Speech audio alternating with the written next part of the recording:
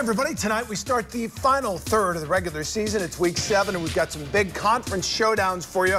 We're putting those in the spotlight. I'm Jack Doles, Larry Figursky, Joe Alicio, and our crews are on the sidelines of 18 games. We'll start, as we always do, with our spotlight games. First up, the showdown in the West Michigan Conference. Montague at Oak Ridge. Winner stakes a claim of at least a share of the conference championship. It was 3-3 at the half, and then in the second half, Montague, Drew Collins, the quarterback keeper, 54-yard touchdown run, and Montague had a 10-3 lead. Oak Ridge comes back with 21 unanswered points, capped off by Coleman Wall to Jackson Fry, 34-yard touchdown pass, beautiful catch, 2-point conversion good. It's 24-10, looked like it was over. But after Montague scored on an 80-yard touchdown pass, final play of the fourth quarter, Collins to Nick Stever. That's in for the score. Instead of the extra point, they go for 2. Sebastian Archer up the gut, and Montague wins a thriller 25-24.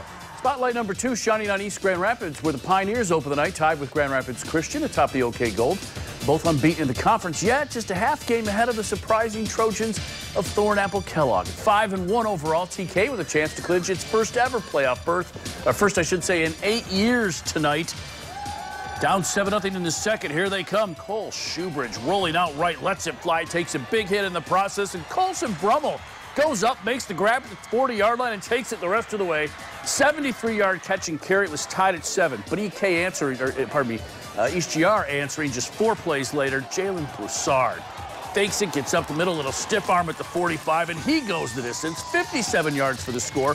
That made it 14-7. It was 20-7 at the half. And then early in the third, this is John Shelton picking his way in from 10 yards out. Second of his 3 on the night. East Grand Rapids knocking off TK 33-13.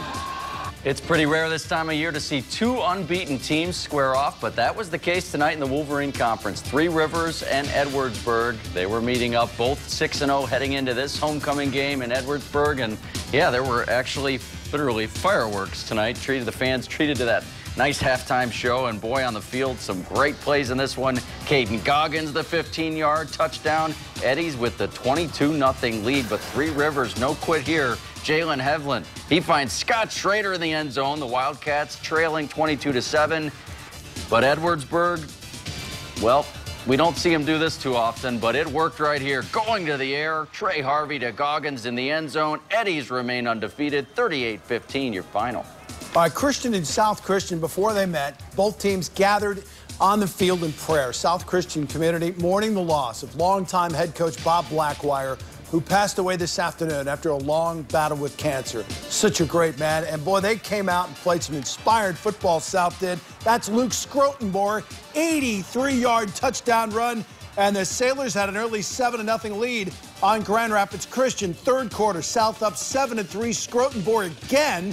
Another 80-yard touchdown run here. He had 242 yards rushing. This made it 14-3. South Christian beats Grand Rapids Christian. Final score, 24-10. In the OK Blue, last 2 unbeatens there. Catholic Central and West Catholic will meet next week. Both with some business to take care of tonight. First, CC hosting Spring Lake. Battle of 5-1 games. First quarter, Eric Graybow, first drive, takes that in from a couple of yards out. It was a 7-0 CC lead.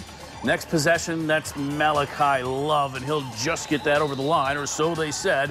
3-yard touchdown made it 14-zip, and then early in the second, Love again, and know almost about this one as he powers his way in. Catholic Central knocking off Spring Lake tonight, 35-12.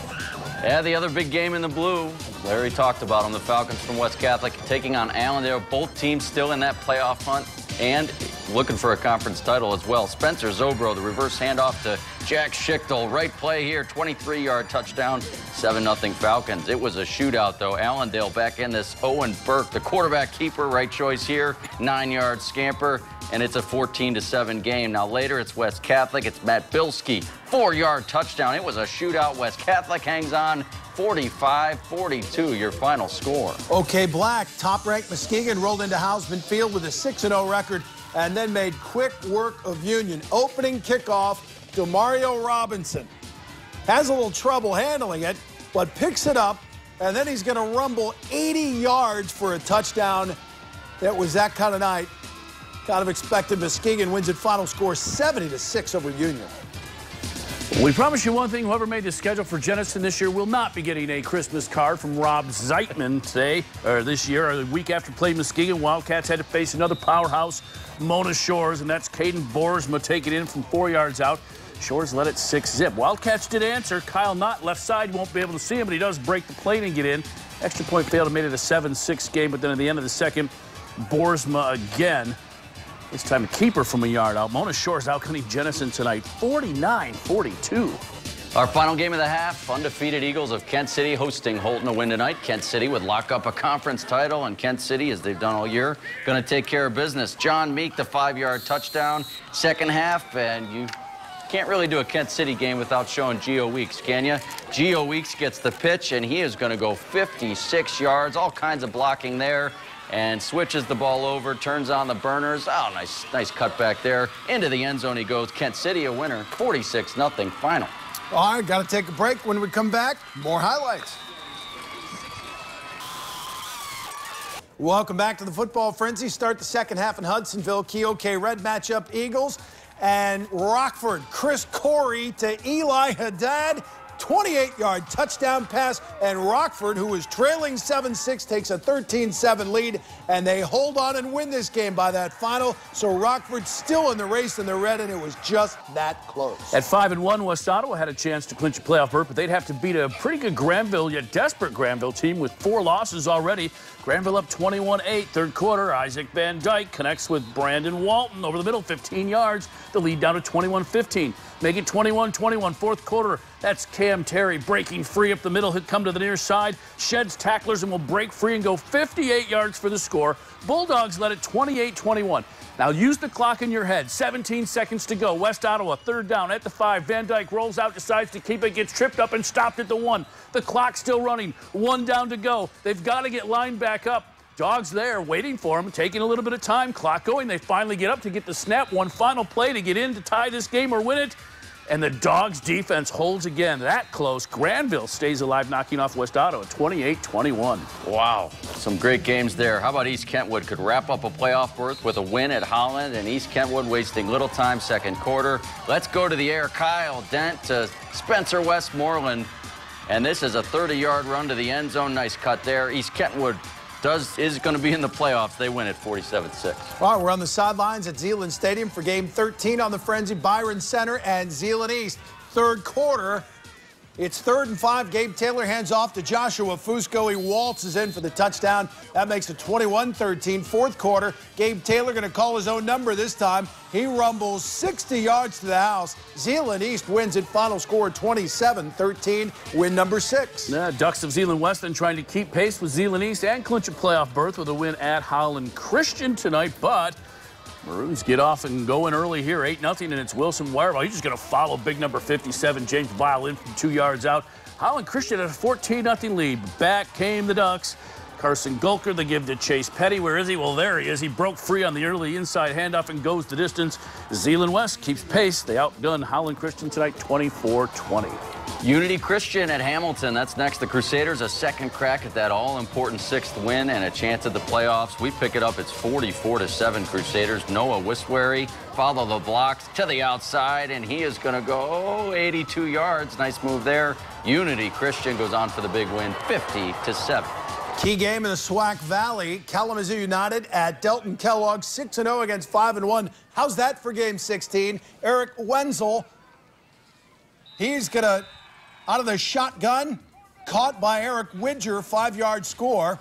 And then Kalamazoo United, Eric Wenzel finds Heath Baldwin, 14-yard touchdown. They are undefeated still. Kazoo United wins it 29-12. Hopkins, the last of the unbeatens in the OK Silver, looking to lock up a playoff berth with the win over the visiting Squires of Calvin Christian. Last play of the first half. Look at that. 4 seconds to go. Nolan Smith just over the defender to Bryce Smith. Takes it into the end zone. That made it 26-zip, and Hopkins ran away from there. Vikes win it tonight 52-12. Man, it was raining there. Serious playoff implications in Game 18. Belding and Godwin Heights, the 3-3 Wolverines, could not afford another loss. Third quarter, 18-12 Godwin Heights, but Belding's Riley Hart, we're going the other way. 53 yards on the pick 6, and it's 21-18 Belding. Fourth quarter now at Xavion. Amontrell McDonald takes the handoff, or I should say on the quarterback keeper, diving into the end zone. Big win for Godwin Heights, 25-18, your final. Game 19 from the OK White, and Cedar Springs keeps on rolling. Cedar was at home. Let's go to that next game. Cedar at home against the Lowell Red Arrows. And this is fourth quarter action. Ethan West fools everybody with a play fake, and then he rambles down the sideline. That is a 49-yard touchdown. Cedar Springs wins it 50-0. Win number 6 there in the playoffs. And a bonus game, 8-man football featuring the undefeated Tri-Unity Christian Defenders. Took on a 6-0 record into their game against Fife Lake. Braden Ophoff back to pass hits Nick Wedevine down to the 4-yard line. He goes down, and they would score on the next play. Braden Ophoff calls his own number, 2-point conversion good, and Tri-Unity 7-0 now. They win at 28-6. Back with Griffins right after this.